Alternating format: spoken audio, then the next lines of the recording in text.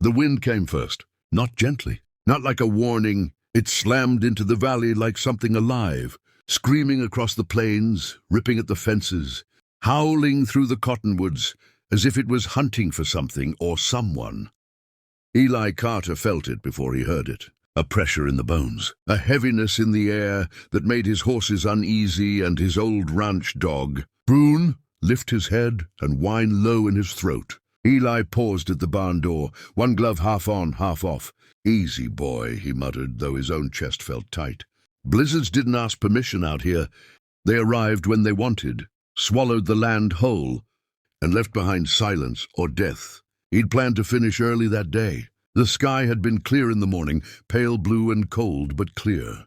Still, the elders in the nearby Apache settlement always said the mountains talked before storms. Eli didn't hear voices, but he respected patterns. And right now the wind felt wrong. He was just about to shut the barn when Boone barked. Not sharp, not aggressive, urgent. Eli turned, scanning the white horizon. Snow was already falling sideways, thick as ash. Visibility dropped by the second. Then he saw them. Two shapes, small, moving against the wind. At first, his brain refused to make sense of it. Animals, maybe. Deer, coyotes. Then one of them stumbled and fell. Eli's breath caught. "Hell," he whispered. They were children. Two girls, no older than 10 or 11, wrapped in thin blankets that flapped uselessly in the wind. Their hair, long, dark, was stiff with ice. One was trying to pull the other up, her legs shaking so badly she could barely stand herself. No adults, no horses, no tracks leading anywhere clear. Just two kids in the open, in a storm that could kill a grown man in minutes.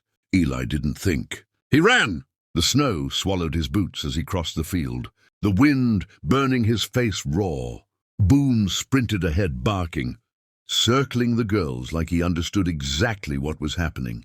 By the time Eli reached them, the smaller one had stopped moving. Hey, stay with me," Eli said, dropping to his knees, ignoring the cold soaking through his jeans. He pressed a gloved hand to the girl's cheek, ice cold. Her lips were blue. The older one stepped in front of her instantly, fierce despite the fear in her eyes. "Don't touch her," she shouted, her voice hoarse. Eli froze, hands up. "I'm not going to hurt you. I swear, I'm just trying to help." The girl studied him, eyes dark and sharp, like she was measuring something far beyond his words. Even half frozen, she carried herself differently. Not wild, not helpless. "Protective. She's my sister," the girl said. "She won't wake up." Eli swallowed. "She will. But we have to move now." The girl hesitated for half a second longer, then nodded. Eli scooped the younger child into his arms. She weighed almost nothing. That scared him more than anything. "Can you walk?" he asked. The older girl nodded again, jaw clenched. Then, "Stay close. Don't let go of me, no matter what." They didn't make it 10 steps before the wind nearly knocked them over. Eli leaned into it, every muscle screaming. He could feel the storm tightening, closing in, erasing the world behind them. Halfway to the barn, the older girl cried out and stumbled. Eli turned just in time to grab her. Her hand was bare, no gloves. Her fingers were white, stiff. "You're freezing," he said. She shrugged weakly. "I gave mine to her." Something twisted in his chest. He pulled off one of his own gloves and shoved it onto her hand. "Put that on, now. What about you?" "I'll live." That wasn't entirely true, but he didn't say it. By the time they reached the barn, Eli's vision was blurring. He kicked the door open, stumbled inside, and slammed it shut with his shoulder as the wind screamed in protest. The barn felt like another world, still cold but quiet, safe. He laid the younger girl down on a pile of fresh hay and wrapped her in his coat. The older one hovered close, shaking violently now that the adrenaline was fading. "Fire," she whispered. "She needs fire." "I know," Eli said. "I've got you." He carried them both into the house next door, Boone at his heels. Inside, the small cabin glowed with warmth. Eli got the fire roaring, stripped off his frozen coat, and gently worked the younger girl's boots off. Her feet were blue, not good. "Come on, kid," he murmured, rubbing her feet, willing warmth back into them. "Don't you quit on me." Minutes stretched like hours. The older girl sat rigid on the edge of a chair, eyes never leaving her sister. Finally, the younger girl coughed. just once. Then again. Her eyes fluttered open, unfocused. She's awake, the older girl breathed. Her voice breaking for the first time. Eli exhaled shakily, realizing only then how close they'd come. Later, when the storm raged, full force outside and the cabin was wrapped in a cocoon of firelight, Eli handed them bowls of warm stew.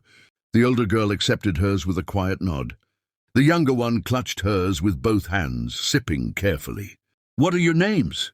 Eli asked gently. The older girl hesitated. "I'm Ayana. This is Nita." Eli smiled faintly. "I'm Eli. You're safe here." Ayana watched him over the rim of her bowl. "Why did you help us?" Eli blinked. "Because you needed help." That answer seemed to confuse her more than anything else. They didn't say where they'd come from. Eli didn't press.